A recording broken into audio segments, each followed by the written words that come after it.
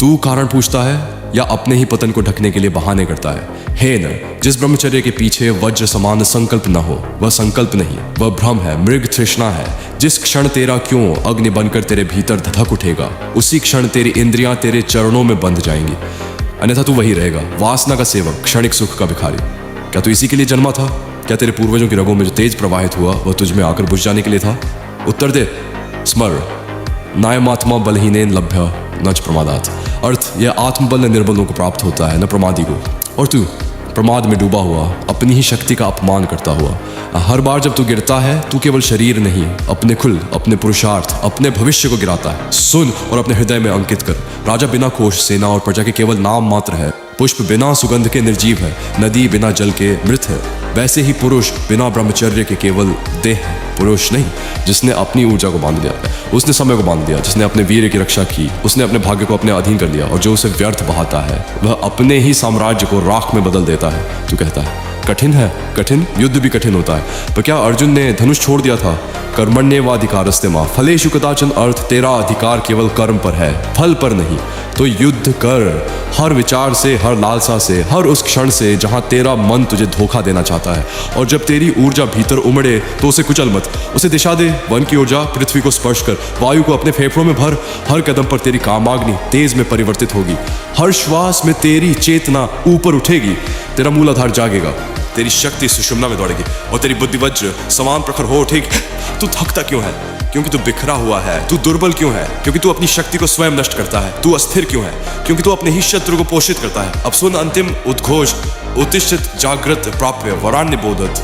अर्थ, उठो, जागो और लक्ष्य को प्राप्त करो। अब या तो तू वही रहेगा, एक साधारण खोया हुआ जीव, या आज से तू अपने भीतर के रुद्र को जगा देगा। निर्णय अभी कर, विलंब मृत्यु है, शंका विनाश है, ब्रह्मचर्य ही तेरा शस्त्र है। उठ, धारण कर और अपने भाग्य पर आक्रमण कर। एक सच्चे ब्रह्मचारी के चेहरे पर जो चमक होती है वह किसी क्रीम, फिल्टर या बाहरी साधन से कभी नहीं आ सकती। जब आप अपनी प्राण शक्ति और वीर्य ऊर्जा को बचाते हैं तो वही शक्ति रक्त में मिलकर आपकी रोग प्रतिरोधक क्षमता, नसों की मजबूती और मस्तिष्क की स्थिरता को फौलाद बना देती है। इसी कारण आंखों में अलग तरह की चमक आ जाती है, आवाज़ में गहराई और गूंज पैदा होती है और आपकी मौजूदगी मात्र से लोग प्रभावित होने लगते हैं।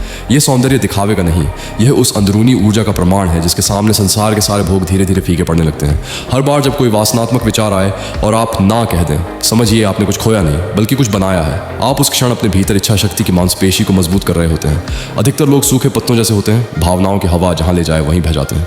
लेकिन ब्रह्मचारी गहरी जड़ों वाले वृक्ष जैसा बनता है। छोटी इच्छाओं को नियंत्रित करके वह जीवन के सबसे बड़े तूफानों में भी अडिग खड़ा रहना सीख जाता है। यहीं से आदमी अपने मन का मालिक बनता है। ब्रह्मचर्य की यात्रा में परिष्कृत चीनी, रिफाइंड शुगर, एक छुपा हुआ शत्रु है। चीनी शरीर में इंसुलिन को अचानक बढ़ा देती है, जिससे टेस्टोस्टेरोन गिरता है और दिमाग पर ब्रेन फॉग छा जाता है। इसका परिणाम होता है बेचैनी, चिड़चिड़ापन और इच्छाओं पर कमजोर नियंत्रण। जब आप चीनी छोड़ते हैं तो शरीर की आंतरिक रसायन व्यवस्था स्थिर होती है, नसें शांत रहती हैं, दिमाग साफ रहता है और मन आपके नियंत्रण में रहता है। ब्रह्मचर्य केवल मानसिक नहीं, यह जैविक, बायोकेमिकल अनुशासन भी है। ब्रह्मचर्य ई बुक अनुभव से निकला, दिखावे से दूर। ये ई बुक किसी एक दिन में नहीं बनी, इसे सालों की साधना, आत्मसंघर्ष, गिरने और फिर उठने के बाद तैयार किया गया है।